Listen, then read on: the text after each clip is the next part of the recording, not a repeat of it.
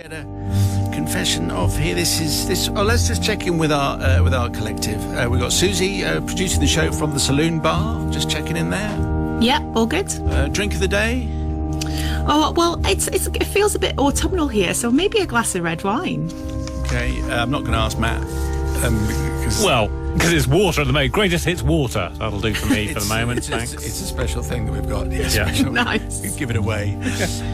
Okay, so today's tale comes from Phoebe. Thank you, Phoebe.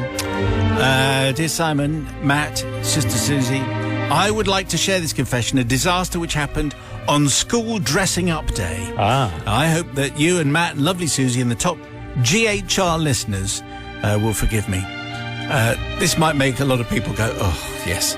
Dressing up days for some parents is a total nightmare. They obviously can't stand it, but not me. Oh, no. I absolutely relish it. This confession is about my poor son, Tom, and one of those days. To give you the backstory, Tom spent to the age of 7 at our local school. Me and a couple of the other mums were very competitive with our outfits. Our children would always be the best Romans, the best Victorians, or the best Vikings. And as for book day, well, that was always over the top. No expense was too great. No outfit too elaborate. Even if it meant staying up all night, sewing, weaving, cutting, stitching, my Tom was worth it. When he was 7, though, he changed schools. And unbeknownst to me, they had a different dressing up day. They did things slightly differently. But the letter came home saying that there was to be a Harry Potter mufti day at the school. Well, this was terrific news. How wonderful, I thought. I wondered who my competition would be now. Tom was very keen to go as Harry, but I was having none of that. Everyone will be going as Harry, I declared. You can go as Hagrid. Oh, wow. The half-giant, half-man, the gamekeeper at Hogwarts. Later promoted to Care of Magical Creatures Professor, but you probably know that, and it's unnecessary detail anyway. But my son, age 7, was going to be Hagrid. After a few trips to the local charity shops, buying a beard and a wig, I put together Tom's outfit. He looked magnificent, dressed in a long wig, a beard, an old, very large coat sized for a large man. Remember, Tom is 7. Big oversized trousers, waist 48, which I placed a pillow in to give him that kind of rotund look. And my husband's size 10 very heavy boots. And off he went to school. The next morning I looked with glee when all the other children were arriving in their boring wizard capes, predictable glasses and uninspiring wands, marvelling at how brilliant my Tom looked. He wasn't Harry. He was an original thinker. Yeah. He didn't go following the crowd. Yeah. I looked pleased as punch, and I could tell everyone was impressed. I was grinning from ear to ear. My joyful and oversized ego came crashing down, however, later in the day when I went to collect Tom after school. Coming down the hill were gleeful boys rushing to see their parents, running helter-skelter in their school uniforms. Apparently, they were only supposed to wear their outfits Oh, no. right at the beginning of the day and then change back to their school uniforms, assuming they had them with them. Oh, dear. So, says Phoebe, I would like forgiveness and to apologise to my wonderful son, Tom, who, after his swimming lesson, instead of putting on his uniform like the other boys, had to put on a very large Hagrid outfit. I'd also like to thank the teachers who, feeling sorry for him, managed to find an ill-fitting uniform from lost property. I'd also like to apologise to the other mums because Tom's outfit was definitely the best. You really should have seen it. Anyway, I mean, these dressing up days are always it's like dressing up parties. No, thank you. Anyway, let's see what Sister Susie makes of that one from Phoebe. Take it away. Oh, Phoebe, do you know what? I love that one. I'm all for it. Dressing up, fancy dress, committed. I really love the effort you've put in.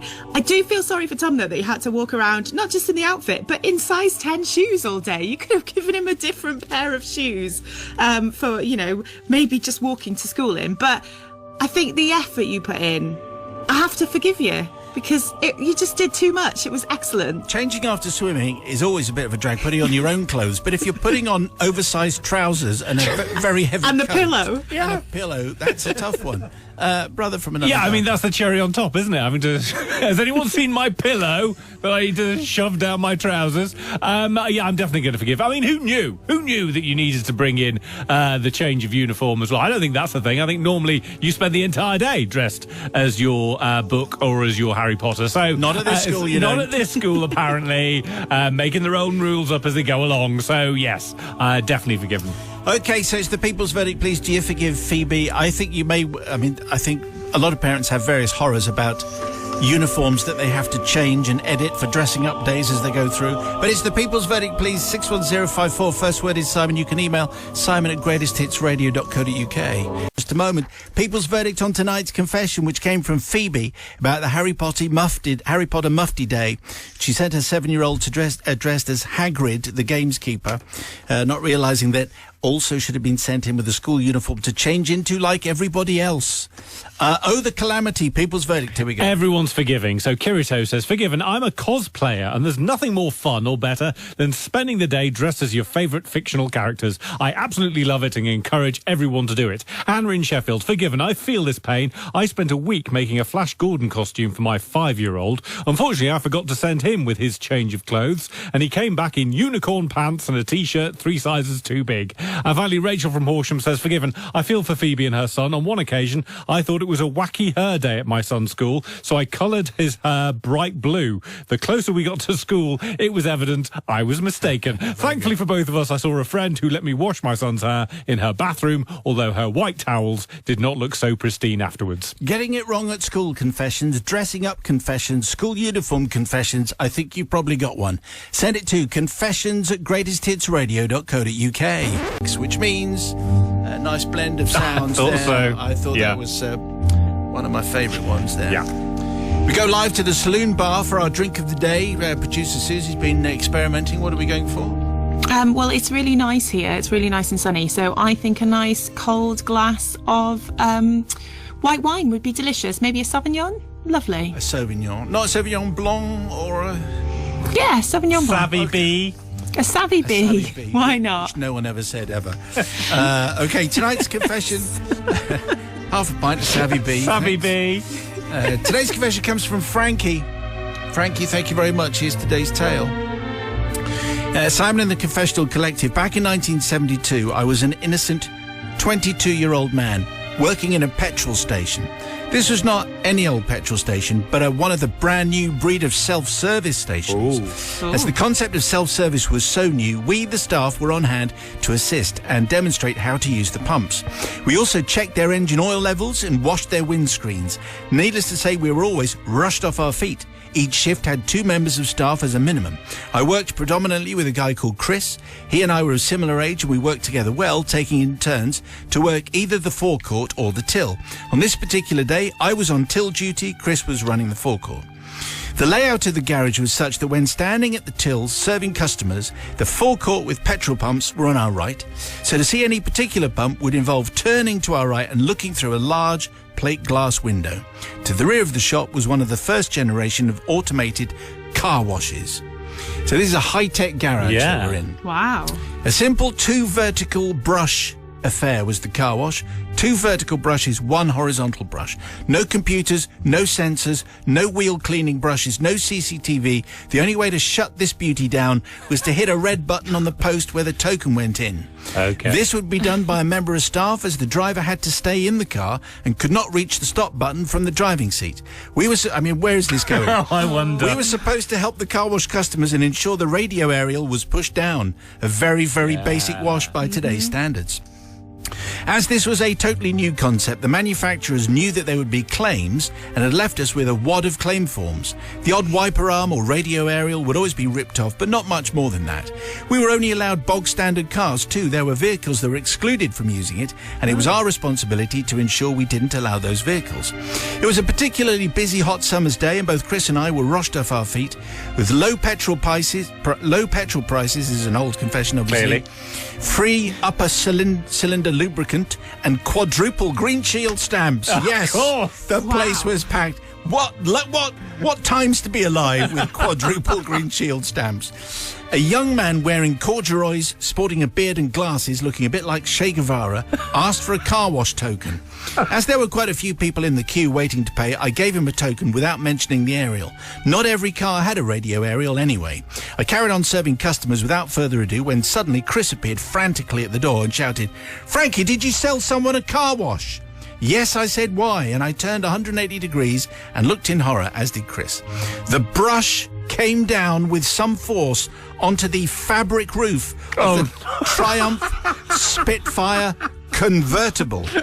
It managed to land in between the roof bars and caused the roof to sag and then give way. The horizontal brush showed no mercy, flung the rag top backwards, exposing the driver to the full force of the blue spinning brush and the spurting water. The brush could not go further down as the windows were up, but the brush continued its rearward motion and in doing so began washing his hair, his face, his glasses and his beard. The glasses gave up quite quickly and flew through the air. His head was being pummeled like a boxer's speedball. We didn't see too much of what happened next as we'd both ducked down behind our counter in utter belly-busting hysterics. I cannot ever remember laughing so much in my life of 72 years, says Frankie. Both of us had tears of laughter rolling down our cheeks. The driver acted so calmly and seemed to have accepted his fate. The water was pouring into and then out of his car. The vertical brushes had now joined in the melee with soap suds flying everywhere. Trying to breathe for us both was almost impossible due to laughter and holding our painful stomachs. Suddenly, Chris pointed out, in between fits of laughter, he managed to say the word aerial, and I looked and saw the horizontal brush reach the aerial and promptly rip it up from the bodywork and launch it like a javelin through the air. We tried in vain to regain our composure until this bedraggled vision, completely soaked from head to foot, leaving puddles of water, came into our room. He very reasonably asked to see the manager as he wiped water from various parts of his body. Thinking on my feet, I told him I was the manager. To my utter amazement, he willingly completed the claim form that I thrust into his hand, telling him that everything would be fine and he'd be fully compensated. I even refunded the cost of the car wash. My generosity knew no bounds. I was well aware that convertible cars were on the list of prohibited vehicles and that the insurance would not pay out. My small white lie gave myself and Chris time to find another job, which we both did fast. I'm sorry to say that 50 years on, I still managed to see this image imprinted on my brain of the big blue nylon brush washing his face, and I still snigger to myself. I don't think I'm going to be forgiven. Well, let's find out. Frankie's car wash confession. We haven't had a car. All car wash confessions are essentially the same one, but this was a very good one. Sister Susie, what do you say? Well, Frankie, it's very, very funny, and it really did make me chuckle. However, I can't imagine what it would be like to have that car absolutely full of water. And that poor man, he probably broke his glasses as well. And you knew that shouldn't have gone through the car wash. He was busy. Yeah, he knew. He might have been busy, but you can't put the only thing I can think of is that claim would never have gone through, and now he's got a broken car and he can't. What does he do with it? And it was his fault, and he'd left the job because he knew what was coming. So no, Frankie, okay. I can't forgive you. That's sounding very, very stern. Oh dear. Okay, but you can always rely on the brother from another. Yeah, gutter. I mean, we're firmly in sitcom land here, aren't we? We're in Some Mothers Do Have 'Em, clearly. Is it just me, or really should the owner of a soft top not be taking it into a car wash? Come on, Che Guevara in cords. Work it out. Yes. It doesn't work. You don't go into a car wash when you've got a vinyl roof. In fact, with your vinyl roof, you shouldn't be going anywhere, frankly, in your Triumph Spitfire. So, yes, definitely forgiven. Had it coming to him in your cords. Corduroy trousers, clearly the unforgivable sin there. People's verdict, please. Do you forgive Frankie? Yes or no? On the text 61054. First word is Simon. You can email simon@greatesthitsradio.co.uk. We had today's confession from Frankie. He was down the car wash, and it was early car wash time, 1972. And he should have stopped the convertible going through. convertible owned by someone who's like Che Guevara in corduroy trousers, the unforgivable sin, as far as Matt's concerned. Anyway, with hilarious consequences, of course, as these car wash confessions tend to be, unless it's your car, obviously. Anyway, the people's verdict is in. It sounds like this. So Kevin says not forgiven. You can't advertise a car wash if you can't accommodate all cars. Should have said some car wash. But Ali from Scarborough says, oh, come on, Susie. I assume this happened in the days of personal responsibility, so Che Guevara should have known better. This is one of the funniest confessions I've heard. Boom. And Jane says, forgiven, had the best laugh. Stupid man should have known. Thanks for the fun. As always, your show's the best. Oh, good. Well, that took an unexpected turn towards the end. So we do think that maybe some car wash confessions, working in a garage, filling up your car confessions. Convertible cars have a special set of challenges, particularly back in the day. Your confession welcome. We'll exchange it for a smart speaker. Confessions at greatesthitsradio.co.uk. Oh, it's 5:46. Okay, Thursday's confession. Let's just check in with Sister Susie down in the saloon bar of the Dog and Duck. It's not the... No, it's obviously not. It's not the Dog and Duck. It's not the Dog and Duck. No, it's not. What is our drink of the day, please, Susie? Thank you. I think a gin and tonic is perfect. Now we're making sense. Okay, so which gin? I would go with a classic like a Plymouth or a Tanqueray. Oh, yeah. And a Slimline Fever Tree, maybe? I would go a Slimline Fever Tree, yes. Okay. Oh, why not? Ice and a slice. Always drink responsibly. Yes. Of course. Which actually is the name of today's confession. Oh, really? Well, it's kind of hinted at, I think. Which comes from Terry. Terry, thanks very much for this. Simon and the Crew, many years ago. It might be that you don't believe him from the first sentence. Okay. And here is the first sentence. Simon and Crew, many years ago when I was in my 18th year, I had my very first alcoholic drink. Okay. Now, see? There we go. Well, let's just assume that's that's the right thing. Quite right. Because that's legal, decent and honest.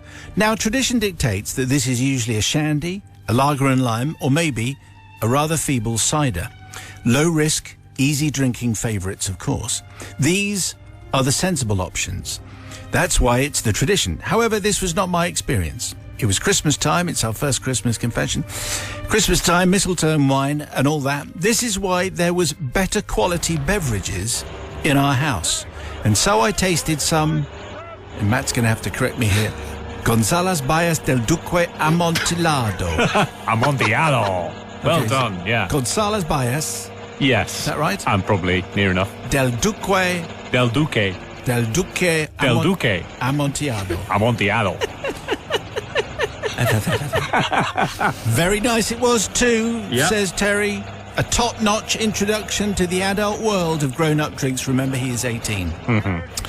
So I'd had a couple, I believe, and even though I was being sensible, eating loads of rich food to line my stomach, for example, to say I was very wobbly was an understatement. By the way, if you're having your tea... Now's the time to bring that up. Well, Always quite the literally, yes. Oh. We had been round at my sister Thelma's house. She likes a González Bayas del Duque Amontillado. So in a way, what happened next is her fault. I don't think so. Oh. On returning home, I was sat with my mum, chatting away, apparently talking rubbish, always a giveaway, Yeah. when the wooziness really took hold. What was this thing that was happening to me? Was I ill? Did I need a doctor? Should I eat more Christmas cake? Everything was spinning like it was an old Procol Harum performance on Top of the Pops. And to quote Whiter Shade of Pale, the room was humming harder as the ceiling flew away. Yeah. You get my drift. So I said goodnight to Mum and ran as fast as I could upstairs into the loo. However, as I entered, I'm going to have to go carefully here. Yeah. As I entered, I lost my footing for reasons that are too delicate to discuss at this point. Let's just say, for the gentlemen listening, the floor was similar to a football stadium's men's loo circa 1975, or some pubs you might have visited back in the day but are happy not to ever visit again. I'm sure you remember. Anyway, somehow I regained my limited composure, steadying myself, grabbing at whatever came to hand. Phew, that was a close thing, I thought. I didn't want to be a total embarrassment now, did I? So I stumbled into bed. The following morning, I heard my dad, Barry, getting up for work. boy, was he noisy. He always made a lot of clatter, slamming doors, singing like he owned the place, which I guess was true because Yes, he did. he did actually own the place. So he went into the loo, and I lay there thinking that there was something I needed to tell him, but I just couldn't remember what it was. I racked my aching head for this essential bit of news that had escaped me. It wasn't until I heard him flush the loo that I remembered. Oh, no. That's it. Oh, no. In my attempt to keep my balance in the less than dry conditions of the loo last night, I had pulled the plastic pipe out of the overhead cistern. That's what it was. You know, the plastic pipe that prevents the cistern emptying itself over the user. Oh, no. I heard a loud shout and various words and phrases that I hadn't heard before, but I believe are considered Anglo-Saxon in origin. I put my head under the covers. I did not move, but boy, was I feeling guilty. I asked my mum. Yes, I did not move, but boys, I've read that bit. After my dad went to work, I got up and I saw my mum in the lounge and we both burst into hysterics. I asked her what he looked like when he came back into the bedroom. Apparently he was dripping from head to toe. He needed a total change of clothing and a hairdryer. Who knew a cistern contained so much water? Well, we do now. Yeah. I realised, of course, I was remiss, I was at fault, and I should have owned up, but there was absolutely no way I was going to go anywhere near that. I fall at your feet completely. I need some forgiveness, says Terry. Well, and also, as we say many times, just always, even if it's Christmas, and even if it's go very carefully. One is probably enough if it's your first venture there. Anyway, Sister Susie has kind of first-hand knowledge of this kind of thing. Yes, Terry. I don't know. I think you did pretty well. You picked a very nice choice for a first drink. However, yes, probably one was enough. Yes. And if you had have broken the cistern in my pub toilets, I don't think I would have forgiven you, especially if you hadn't have told anybody. And I don't think I'm going to forgive you on this occasion. So, Terry, I'm really sorry. You should have owned up. You should have told your dad. Yes. Who wants to be covered in cistern water? Not me. That's right. I mean, it's just water. I mean, there isn't a particular type of water called cistern water. Anyone for cistern water? I'll have a pint. Thank you very Thank much. you. Or in Barry's case, like a couple of gallons. Brother from another guy. So, when was this set? Overhead cisterns? What were they? Wasn't that 1850s? My God, where were they living? Upstairs, downstairs? Are you mocking Terry and Well, his no. house? I have to say, I thought this was going one way when he started talking about the amount of Christmas cake he was eating. I was thinking, oh dear, this is only going to end in a bad way. It's fair to say I Oh, really? I made it more acceptable for broadcast. Wow. Okay, imagine what we took out. I'm going to definitely forgive. We've all been there. We all had our first drink and maybe didn't behave impeccably afterwards. In fact, this clearly is a lighter shade of pale ale. Almost! So for that reason, I choose to forgive. That was Lighter terrible, by shade the of way. pale ale. Awful. On the text, Genius. please. Forgiveness for Terry, yes or no, 61054. First word is Simon on the text. Email simon@greatesthitsradio.co.uk. Just before the news, we heard Terry's confession. He had too much sherry, and then there was a toilet involved, but it was okay because it was cistern water over his dad's head. That's where it ended up, and here's the people's verdict. Go ahead. So Sonia says, forgiven. The plastic pipe is very easy to just grab, especially when you're wobbly. However, honesty is always the best policy, and he should have owned up to his dad. Not forgiven, though, says Irene. I agree with Sister Susie. There's a certain etiquette for all things lavatories. Leave them as you wish to find them. He should have let his father know. Finally, Marcus says, forgiven. As a qualified plumber, I can tell you most cistern water is completely drinkable, though I wouldn't advise it. Would have been a lot worse if it had been the wastewater pipe. Excellent. Thankfully it wasn't. And we would like your confession, please, and to swap it for a smart speaker. Send your tale to confessions@greatesthitsradio.